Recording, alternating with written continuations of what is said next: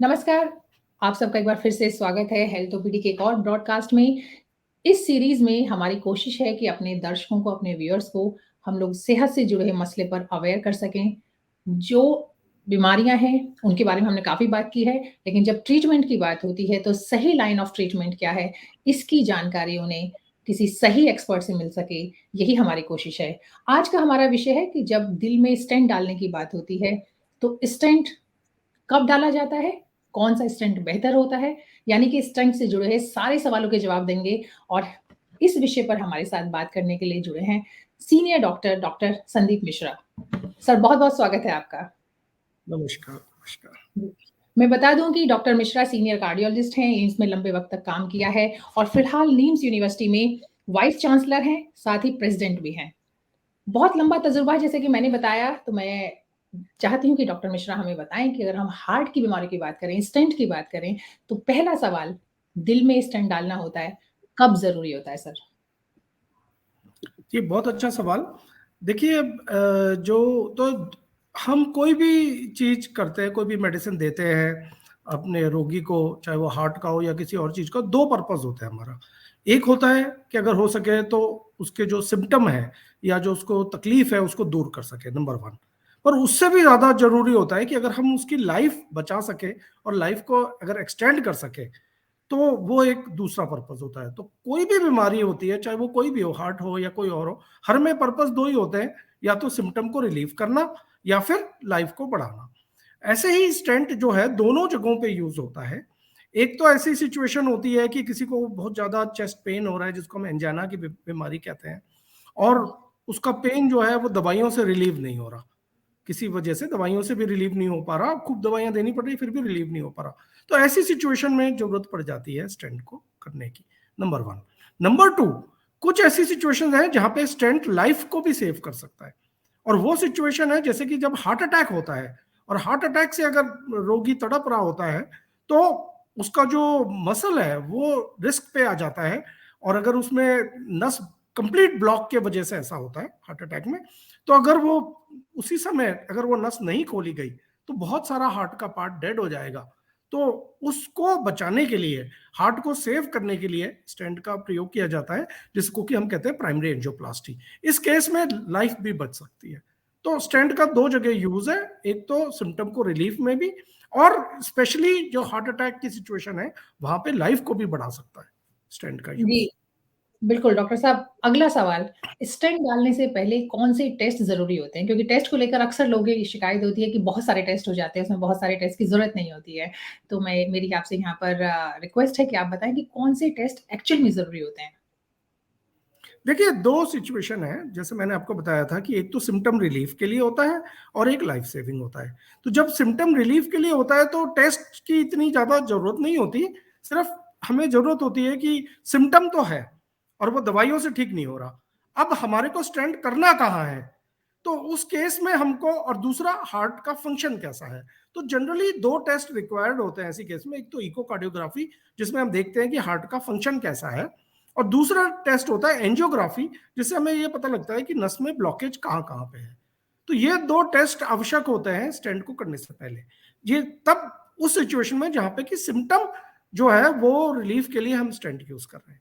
दूसरी सिचुएशन होती है जो हार्ट अटैक की सिचुएशन होती है, उसमें भी यही 2 टेस्ट ज्यादा इंपॉर्टेंट है, इकोकार्डियोग्राफी देखने के लिए कि हार्ट का फंक्शन कैसा है, और दूसरा जो टेस्ट इंपॉर्टेंट होता है वो होती है एंजियोग्राफी, देखने के लिए कि कौन सी नस ब्लॉक है जिसको कि हमको खोलना है और वहां पे स्टेंट लगाना है। तो ब्रॉडली ये 2 टेस्ट जरूरी होते हैं। उसके अलावा कुछ टेस्ट जरूरी होते हैं ये देखने के लिए कि बॉडी फिट है कि नहीं, एंजियोग्राफी और बाकी टेस्ट कराने के लिए।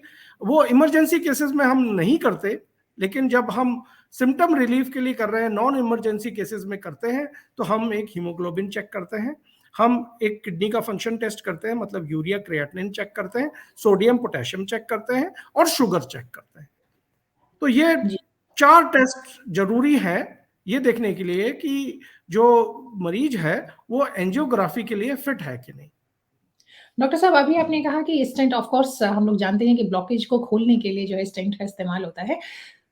कितना परसेंट जो है आपका ब्लॉकेज होना चाहिए जिस पे कि माना जाता है कि हाँ, स्टेंट डालना ज़रूरी है?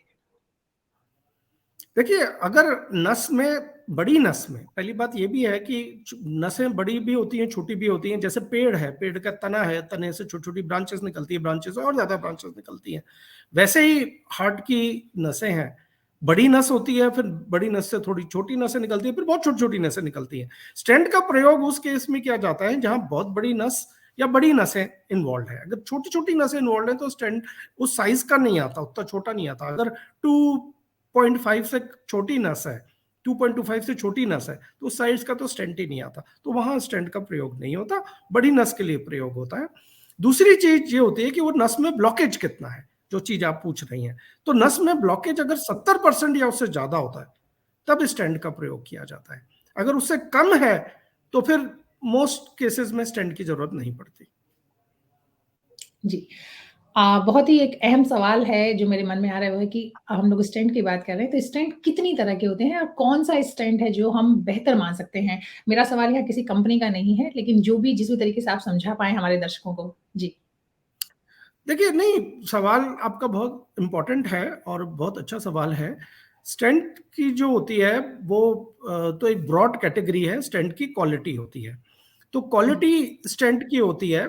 और स्टेंट भी एक ही तरह का स्टेंट नहीं होता, तरह तरह के वैरायटी होती है। जो कोई स्ट्रेंथ होता है जो स्ट्रेंथ में बहुत अच्छा होता है, बहुत बहुत ज़्यादा रेडियल स्ट्रेंथ देता है, लेकिन उसको आगे ले जाने में मुश्किल होती है। मतलब अगर उसको आगे वाली नस में ले जाना है तो वो बड़ा मुश्किल से जाता है, क्योंकि वो स्टिफ होता है।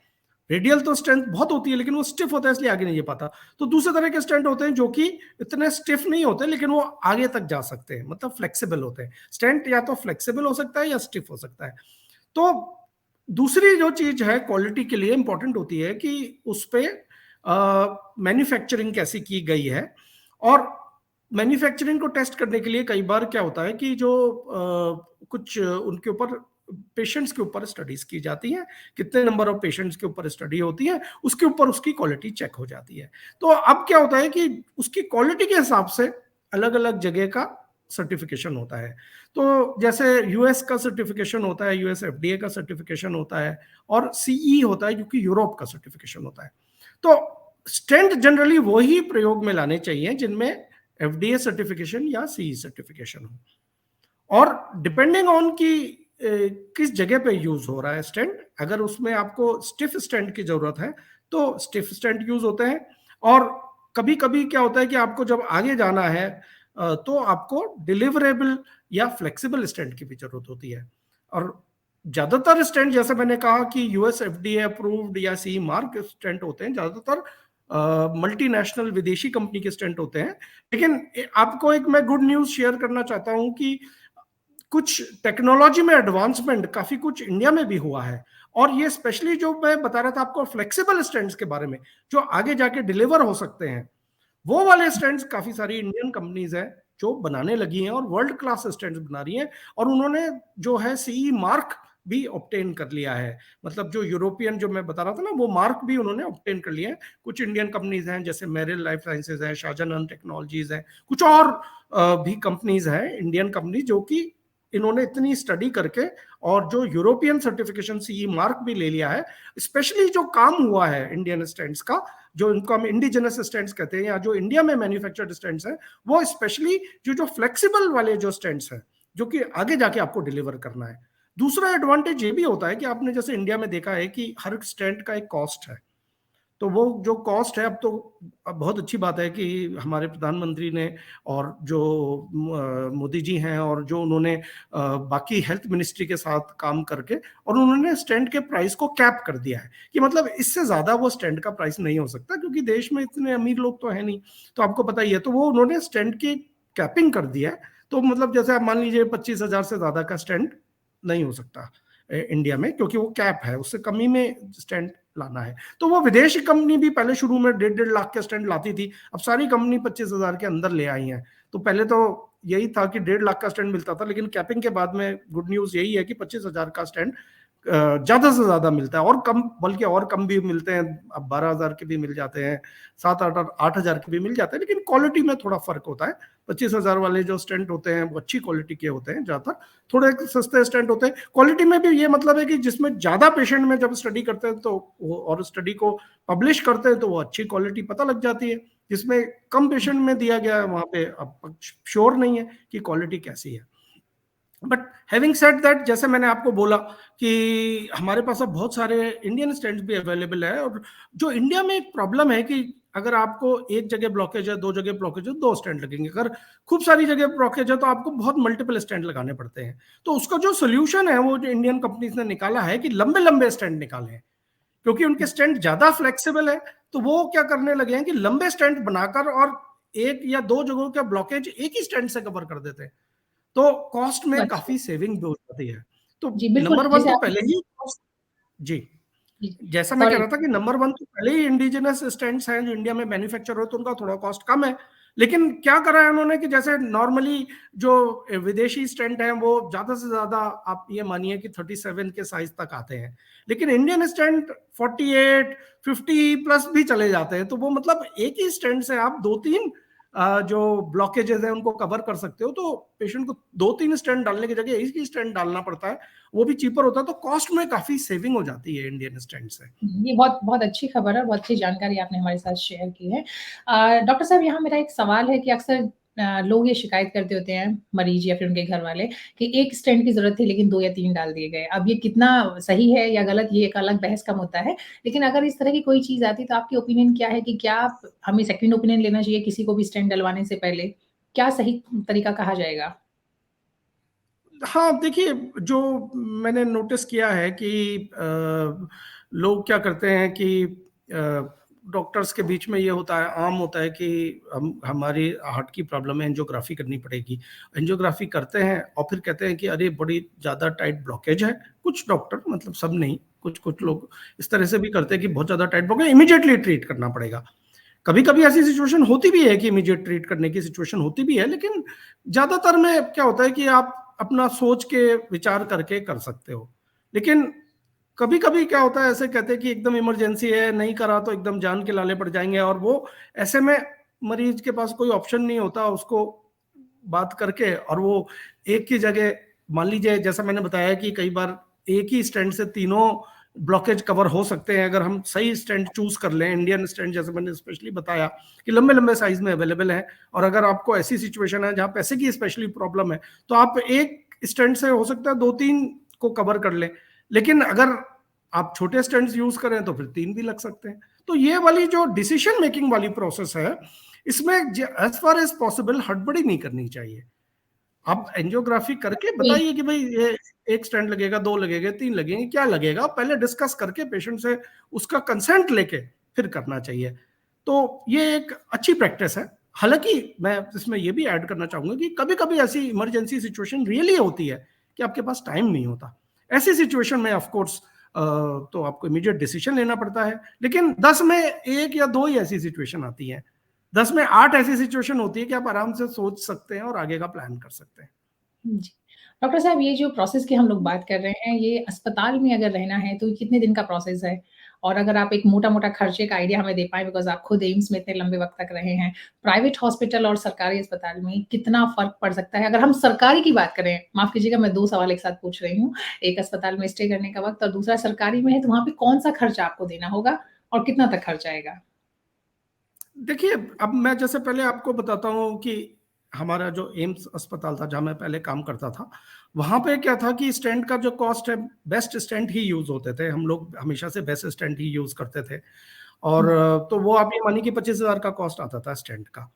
बाकी जो कॉस्ट मिलाकर हमारा करीब, अगर एक ही स्टेंट यूज हो रहा है तो सब मिला जुलाकर करीब 45,000 तक में एक स्टेंट लग जाता था, सब मिलाकर। 25,000 स्टैंड का कॉस्ट, बाकी छोटा मोटा और कॉस्ट, कोई बलून यूज हुआ, वायर यूज हुआ, थोड़ा सा कॉन्ट्रास्ट यूज हुआ, ये सब हुआ, तो करीब 45,000 50,000 55,000 में डेफिनेटली एक नस का इलाज हो जाता था। 2 नस होती थी तो करीब 85,000 मान लीजिए तक में 2 नसों का इलाज हो जाता था यूजिंग बेस्ट स्टेंट। मैं ये नहीं कह रहा कि कोई जी। बेकार वाला स्टेंट, जो बेस्ट स्टेंट अगर यूज करा जाता था एम्स में तो करीब आप मानिए अगर एक नस है तो 55,000 तक में हो सकता है 45 में भी हो जाए, लेकिन 55,000 तक मान लीजिए, 55-60 मैक्स में हो जाता था एक स्टेंट का इलाज। और अगर 2 यूज करने पड़े तो 85,000 से लेकर मान लीजिए 90,000, ज्यादा ज्यादा 95,000 तक में 2 स्टेंट भी लग जाते थे, 3 होते थे तो 1.25 लाख। तो इस हिसाब से स्टेंट का जो कॉस्ट था वो एम्स में होता था। अब जो प्राइवेट हॉस्पिटल्स हैं वो क्या करते हैं कि एड ऑन चार्जेस काफी लगा लेते हैं। तो कुछ कुछ प्राइवेट हॉस्पिटल्स ज्यादा लगा लेते हैं। मैंने ये भी सुना है कि एक स्टेंट करने के भी 1.5 लाख लग जाते हैं कुछ कुछ प्राइवेट हॉस्पिटल्स में।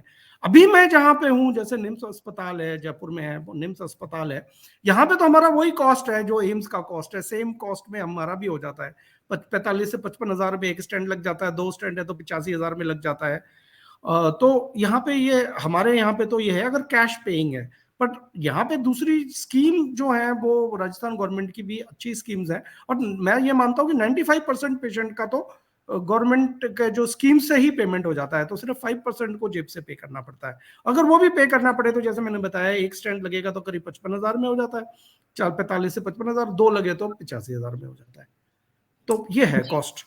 और कोई जी, आपका लेकिन बात में ये है कि इसका कोई लिमिट नहीं है। प्राइवेट हॉस्पिटल जो है, जी, जी, कुछ कुछ कॉर्पोरेट हॉस्पिटल जो है वो कुछ भी चार्ज कर लेते हैं, 1.5 लाख भी ले लेते हैं, 2 लाख भी ले लेते हैं एक स्टैंड का।